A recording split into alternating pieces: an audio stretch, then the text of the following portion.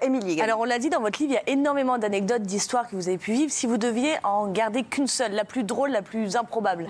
Alors, si je devais en garder qu'une seule, je serais bien embêté. Mais c'est vrai que celle dont on me parle le plus, c'est un monsieur qui était arrivé sur...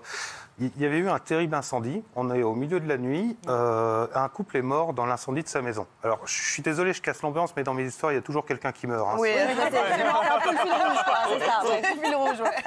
Donc, les pompes funèbres arrivent pour évacuer les corps. Les deux personnes sont mortes, décédées, brûlées vives.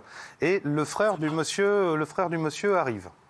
Donc, appelé par la police, donc il est 4 h du matin, vous imaginez la scène, les pompiers éteignent la maison, ils continuent à fumer, il y a les gendarmes partout, voilà, et le monsieur vient voir, demande comment ça se passe, les gendarmes l'envoient vers les pompes funèbres, et donc il arrive aux pompes funèbres, il dit bon ben je passerai vous voir demain matin pour régler les formalités, ce sera une crémation, mais vous me ferez un prix parce que le travail est déjà bien entamé. Oh non. Ah ouais, on est dans l'humour noir. Ah ouais, quand même. Ah oui, et du coup, vous avez fait le prix ou pas? C'est pas moi qui l'ai reçu le lendemain matin, mais... Non, mais c'est dingue d'avoir En même temps. C'est totalement faux. Hein, oui, ah, mais si vous saviez, en fait, les pompes funèbres, c'est les cérémonies, les obsèques, etc. J'ai coutume de dire, c'est comme un concert de heavy metal. En fait, on pousse le bouton de l'ampli à fond et on met les sentiments. Donc les gens sont poussés dans leur dernier retranchement et c'est là où on peut voir certaines parties... Qui est qui, en fait? Les gens se révèlent à ce moment-là? Il y a des salauds qui deviennent... qui s'avèrent être des gens merveilleux et puis des gens qu'on croyait merveilleux qui enlèvent le masque. Voilà, un peu. Incroyable. Donc, en fait, vous vivez dans un livre de Balzac et c'est la nature humaine tout le temps. Ouais, enfin, j'irai pas me comparer à Balzac, mais je vous laisse mettre de vos propos. Mais ouais, c'est un peu ça. C'est un peu ça. Hein. Moi, j'ai des fous rires nerveux quand je vois des morts. Enfin bon, bref. Non, mais cela dit, elle a raison, parce que c'est vrai qu'il y a beaucoup de fous rires aux enterrements. Ah oui, moi, j'ai nerveux. Oui, non, mais c'est normal. On sait pas. C'est pas une réaction normale. Et c'est une réaction qui déclenche, qui pousse le bouton des sentiments à fond. Donc, forcément, on ne sait pas toujours comment réagir. Et on est sur pilotage automatique sur beaucoup de choses. Les fous rires nerveux, c'est ni plus ni moins que ça. Si quelqu'un éclate de rire à un enterrement, ne lui en veuillez pas. C'est oui.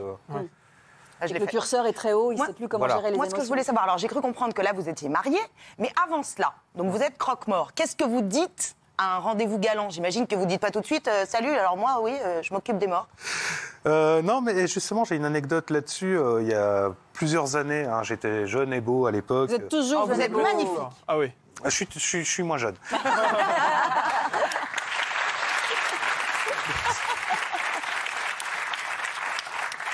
J'avais rencontré, on était dans un café, j'avais rencontré une jeune femme, ça se passait bien, on discute, et puis au bout d'un moment, elle me demande qu'est-ce que je fais dans la vie. Je dis, je travaille aux pompes funèbres.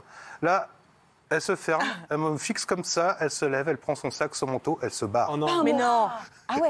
Vous avez fait flipper, quoi. Ouais, ça fait 14-15 ans maintenant, j'ai jamais revu. Pas une lettre, pas rien.